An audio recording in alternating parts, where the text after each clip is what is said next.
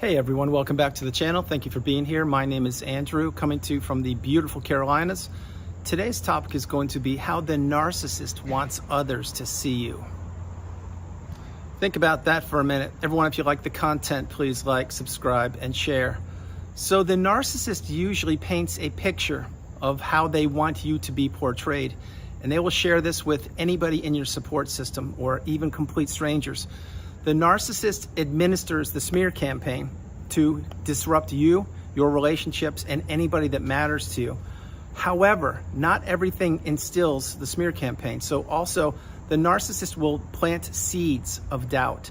They will plant seeds of mystery, seeds of if you are doing what you're supposed to be doing, seeds if you are a good parent, seeds if you are a hardworking person, seeds if you are participating in hobbies, etc. You see, what the narcissist wants to do is they want to take a person and they want to mold them into what they want. It's as if you were a piece of clay or putty, and the narcissist was forming you into whatever they wanted you to be. But what the narcissist wants people to think about you, when the dust has settled and you look back at the narcissistic relationship that you were a part of, or perhaps you still are a part of it right now, you will see that the narcissist was planting so many seeds with your immediate family members, with your kids, with your colleagues, your coworkers, with your best friends, with people you worked with. The narcissist wanted and still wants to drive wedges between anything that matters to their targets and themselves.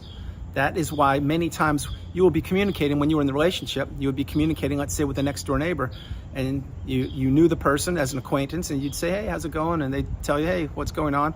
And then a couple months down the road, you would say the same thing, hey neighbor, how are you? And they would just look at you like something was wrong with you. Well, back then you didn't know what you know now, but now you understand that there is a very high likelihood that the narcissist got to your neighbor and they told untruths about you or flat out lies.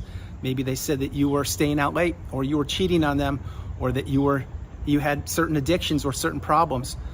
This is what the narcissist does. They want to paint a picture of people while they're in the relationship and even when they are out of the relationship, to fool and manipulate unsuspecting people that don't know the narcissist is a narcissist.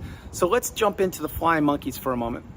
The flying monkey, what they are people who are surrounding themselves with the narcissist, or vice versa. The narcissist surrounds themselves with the flying monkeys, and the flying monkeys are drinking the Kool-Aid.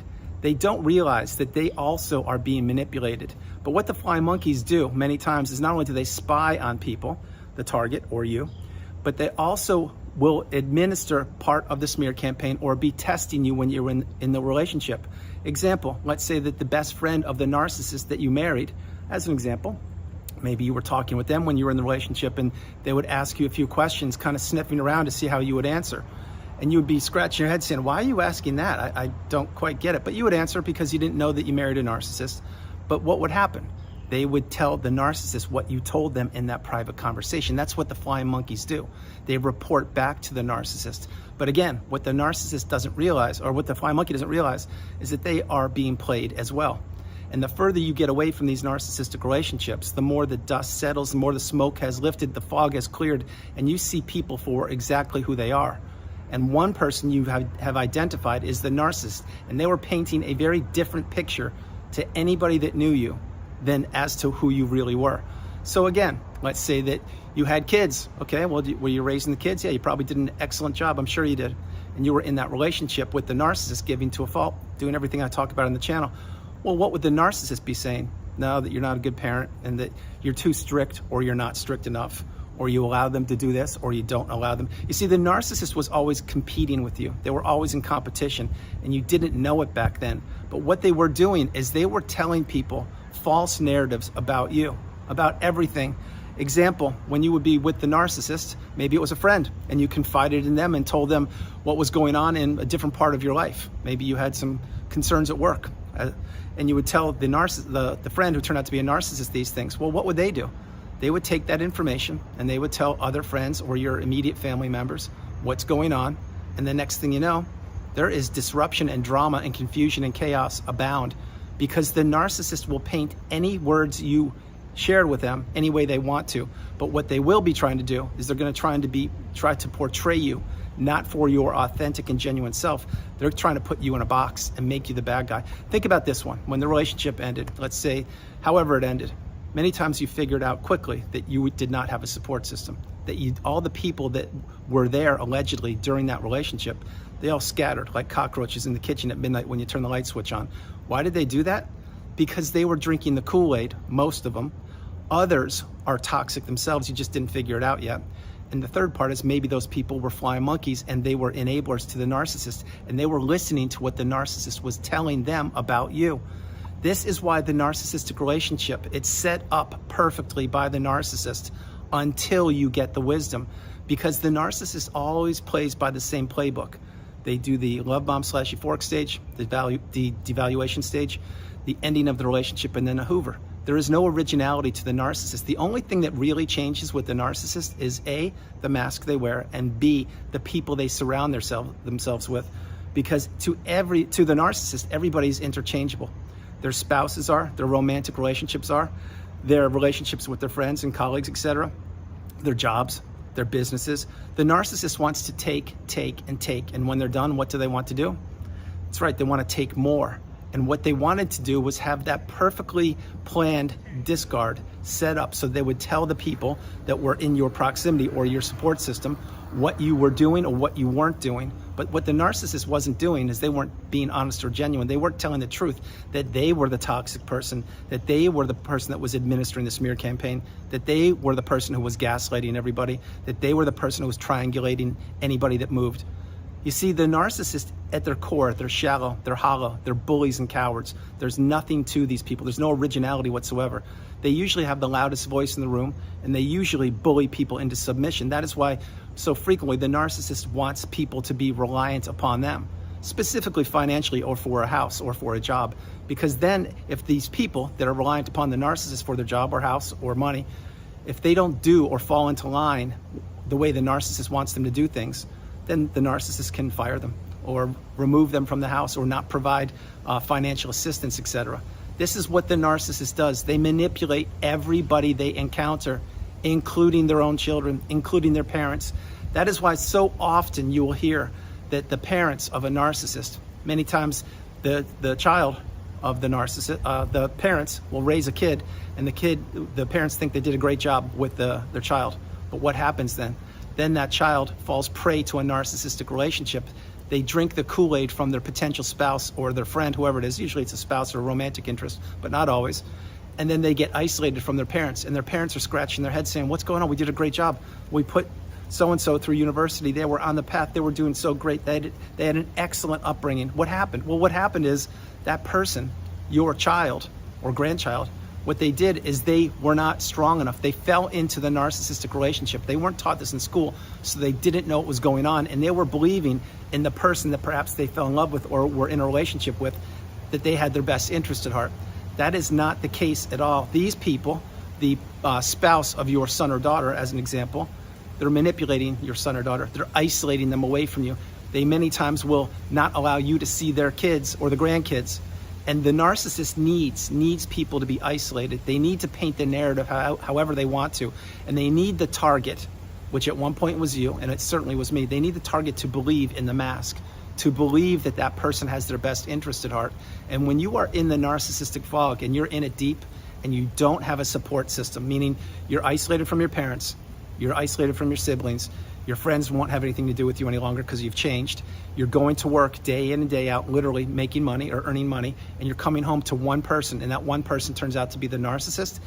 That is a very, very vulnerable position to be in. But this is what the narcissist does. This is what they're doing right now. Each and every minute as I create this video and you're consuming it, there is a person entering a toxic narcissistic relationship, and there's a person exiting it. Also, there are people developing and creating and getting ready to execute their exit plan to remove themselves from the relationship. And the reason why these three things are going on is because the cycle must go on. Now, I wish the cycle would stop. I sincerely wish it would be eradicated, but it's not going to be anytime soon. That's why we need to raise awareness. We need to become educated and empowered, awakened and aware, and understand that we are the priority, that we come first, second, and third. But when you were in that relationship, many times you would be at an event, or you would be at a wedding or some kind of ceremony, and you would be connecting with friends that you've known for 5, 10, 20, 30 years. and you would be talking with them, and they would be saying things like this: hey, how's everything going? Is everything good with you? Or are you doing okay?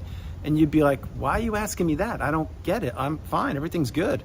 Well, what you didn't realize is that person was probably talking to your spouse, or their spouse was talking to your spouse, and they were talking about you, saying that you're unstable, you need help, there's a lot of problems going on within you. What really is going on is the narcissist is projecting all of their toxicity onto you, but they're telling other people to drink the Kool-Aid and believe what they're telling them. That is why these narcissistic relationships are so dangerous. They are absolutely some of the most traumatizing, dangerous, debilitating experiences you will ever go through on the planet. Now, again, I'm not trying to trigger you or upset you. I broke the cycle. If I did it, you can do it. Believe me when I tell you, you will have to be full of resilience, of fortitude, strength, courage, commitment, education, empowerment, and direction, but you will do it.